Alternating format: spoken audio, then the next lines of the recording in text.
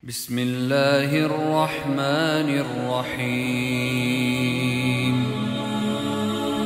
Asal mula iblis bisa masuk ke tubuh manusia. Setelah Nabi Adam dan Hawa berkumpul kembali dan taubat mereka diterima oleh Allah Subhanahu wa Ta'ala, iblis masih saja menggoda keduanya. Godaan iblis ini ditujukan kepada Hawa, hingga akhirnya iblis atau setan bisa masuk ke tubuh manusia karena seorang anak iblis dimakan oleh Nabi Adam dan Hawa. Setelah pertemuan Nabi Adam dan Hawa di bumi, pada suatu hari Nabi Adam meninggalkan Hawa seorang diri karena ada suatu keperluan. Maka, datanglah iblis bersama anaknya yang bernama Honas kepada Hawa. "Aku harus pergi untuk melakukan sesuatu hal yang penting," kata si iblis kepada Hawa. "Tolonglah jaga anakku ini hingga aku kembali," lanjut iblis. Hawa menerima anak itu dan iblis pun pergi. Setelah Nabi Adam kembali pulang, dia kaget tengah mendapati Hawa bersama anak iblis yang bernama Honas. Nabi Adam sangat marah, namun Hawa membela diri. "Dia adalah anak iblis yang dititipkannya kepadaku," jawab Hawa. "Mengapa engkau sudi menolongnya?" jawab Adam mencela Hawa. Dengan sangat marah, anak iblis itu dibunuhnya, dicincangnya dan setiap cincangan itu digantungkan di dahan pohon. Setelah itu, pergilah Adam. Tak berapa lama kemudian, iblis pun datang menemui Hawa untuk mengambil anaknya. "Di manakah anakku?" tanya iblis kepada Hawa. Hawa menerangkan bahwa telah terjadi sesuatu.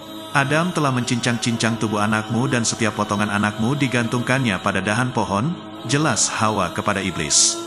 Si iblis kemudian menyerukan nama anaknya dan potongan-potongan tubuh anaknya berkumpul dan Honas pun hidup kembali seperti sedia kala. "Jagalah dia, karena aku ada urusan lain yang harus aku kerjakan," pinta iblis kepada Hawa. Mula-mula Hawa menolak permintaan iblis, akan tetapi iblis bermohon sedemikian gigihnya sehingga ia menyerah. Setelah itu, pergilah si iblis meninggalkan tempat itu. Ketika Adam pulang, terlihatlah olehnya anak iblis itu. "Apakah artinya semua ini?" tanya Adam. Hawa kemudian mengisahkan yang telah terjadi, namun Adam malah memukuli Hawa habis-habisan. "Aku tak tahu apakah rahasia di balik semua ini," kata Adam. "Kenapa engkau tidak mematuhi aku dan lebih mematuhi seteru Allah Subhanahu wa Ta'ala dan terpedaya oleh bujukannya?" tanya Adam. Tak berapa lama kemudian, Adam membunuh anak iblis itu dan mayatnya dibakar. Kemudian sebagian abunya dibuangnya ke dalam air dan sebagian lagi dibuangnya ke udara dan diterpa angin. Setelah itu, Adam pergi lagi. Si iblis datang menanyakan anaknya. Hawa menceritakan hal yang telah dilakukan Adam kepada anaknya. Si iblis berteriak memanggil anaknya, dan abu-abu mayat anaknya yang dibakar tadi berkumpul. Kemudian Honas hidup kembali dan bersimpuh di depan ayahnya. Sekali lagi iblis ingin meminta pertolongan kepada Hawa untuk menjaga anaknya. Namun, Hawa menolak. "Aku tidak mau, pastilah Adam akan membunuhku nanti," jawab Hawa. Iblis membujuk dengan berbagai sumpah sehingga akhirnya Hawa pun sekali lagi menyerah. Si iblis pergi dan tak berapa lama kemudian, Adam pulang ke rumah dan dijumpainya Hawa bersama anak itu lagi. "Allah lah yang mengetahui apa yang akan terjadi sekarang ini. Engkau lebih menuruti kata-kata iblis daripada kata-kataku," kata Adam kepada Hawa.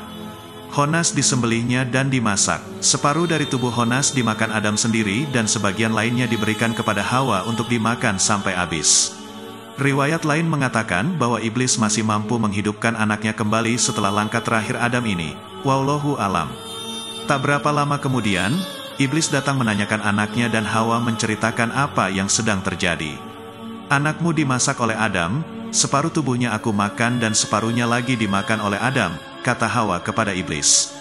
"Inilah yang selama ini aku inginkan," seru iblis kegirangan.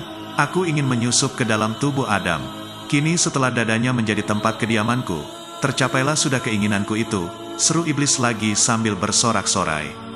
Dari kisah inilah, maka iblis bisa memasuki tubuh manusia dengan mudahnya hingga sekarang, kecuali orang-orang yang beriman kepada Allah Subhanahu wa Ta'ala. Dan anak turun iblis terus berkembang biak dan dinamai dengan setan hingga sekarang.